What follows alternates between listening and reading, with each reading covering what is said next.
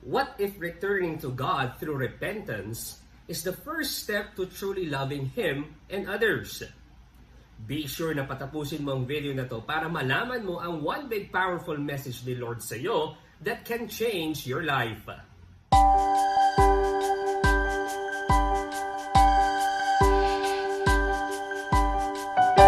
My name is Brother Bars Lumibaw and welcome to today's Word in Today's World, wherein we unpack the liturgical readings and we discover ano yung nais nilang ipahiwatig sa atin para mas maintindihan natin at ma-discover din natin ang connections nila sa bawat isa at ma-discover din natin ang relevance nito sa buhay natin.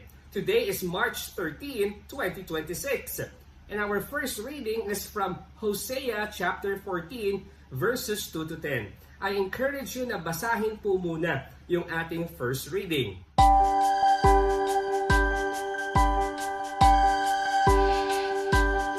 Today's first reading is a beautiful call from God inviting His people to return to Him with all their heart, with sincere repentance. Ang Diyos, sinabi niya sa mga tao na huwag nang magdala ng mga sacrifices ng mga hayop. Bagkos, dapat daw meron silang words of a humble heart. Ano yung words of a humble heart, Brother Bars? Words that confess sin and seek God's mercy. Ito ay nagpapakita na ang Diyos ang gusto niya genuine na repentance kaysa sa mga rituals.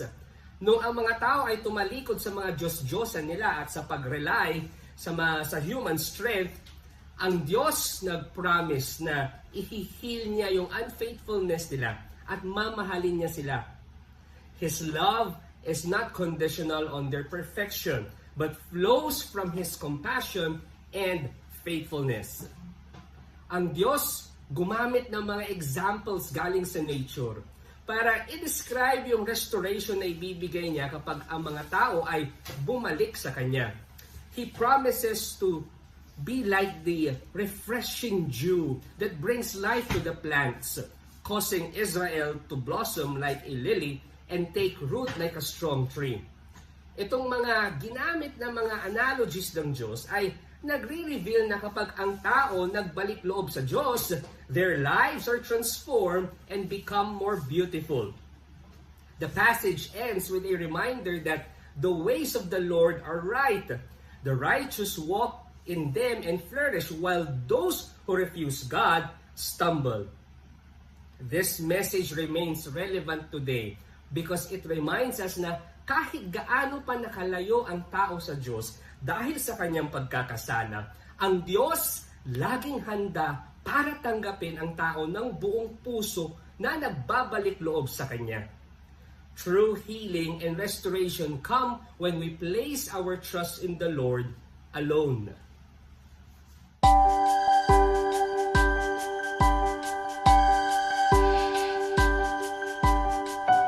Thank you for staying. Please continue to stay with me. At huwag niyo pong palagpasin sa dulo ng video na to kung ano nga ba ang koneksyon ng first reading natin at ng gospel reading natin. Ang gospel naman po natin ay galing sa Mark chapter 12 verses 28 to 34 and I also encourage you to read it.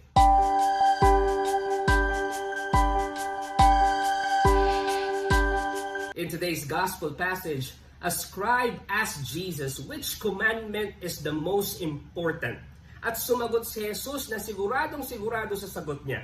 At ang sabi niya, the greatest commandments are to love God with all your heart, soul, mind, and strength, and to love your neighbor as yourself.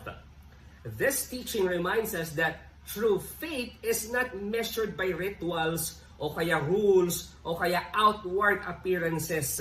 Hindi po. Pero kung gaano kalalim ang ating pagmamahal. Kanino? Sa Diyos at sa kapwa nating tao.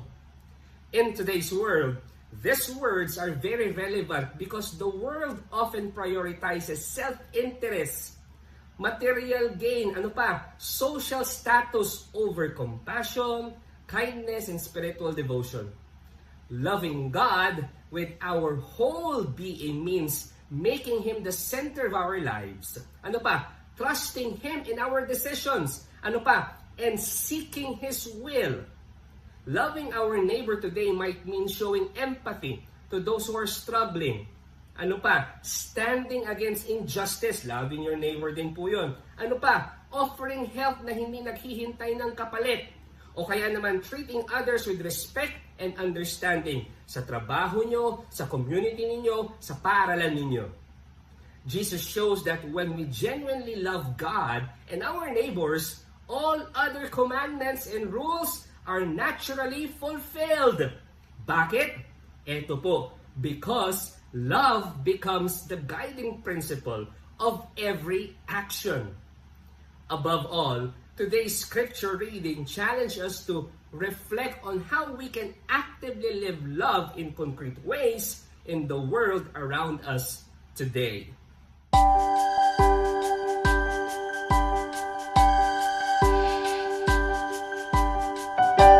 Now, let's tie the first reading and the gospel.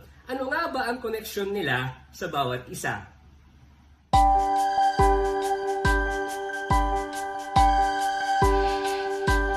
The first reading from Hosea chapter 14 verses 2 to 10 shows God's call for Israel to repent and His promise to forgive, heal, and restore those who return to Him. Yung gospel naman po natin galing sa Mark chapter 12 verses 28 to 34 shows Jesus teaching that the greatest commandment are to love God fully and to love one's neighbor as oneself. Pag pinagtahi po natin yung dalawang yan, our liturgical readings for today tells us that God calls His people to return to Him with sincere repentance and to live out their restored relationship with Him by loving God wholeheartedly and loving others. And here's our one big powerful message. Repentance brings us back to God. Love keeps us close to Him and to others. And here's our question for your reflection and for your group discussion. How can I turn back to God through repentance and show my love for Him in the way I treat others? Pwede po itong makatulong sa inyong devotion, sa inyong journaling, sa inyong quiet time, sa inyong prayer time. O kaya naman sa group discussion ninyo, sa church, o kaya sa inyong mga magbabarkada. You can also share your answers sa comment section. Let's bless one another.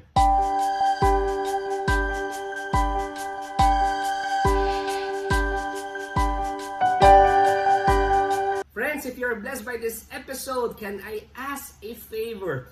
Okay lang po na maging partner ko po kayo in sharing God's love and message to many people kasi po I cannot reach yung mga iba pa. Kailangan ko po ng tulong nyo by sharing this episode sa inyong social media accounts at i-share nyo rin ito sa inyong mga kapamilya at kaibigan. At kung okay lang din po sa inyo, hinihiling ko rin po na kayo po ay mag-subscribe sa aking YouTube channel for more inspiration, motivation, plus action. God bless you more. Mama Mary loves you.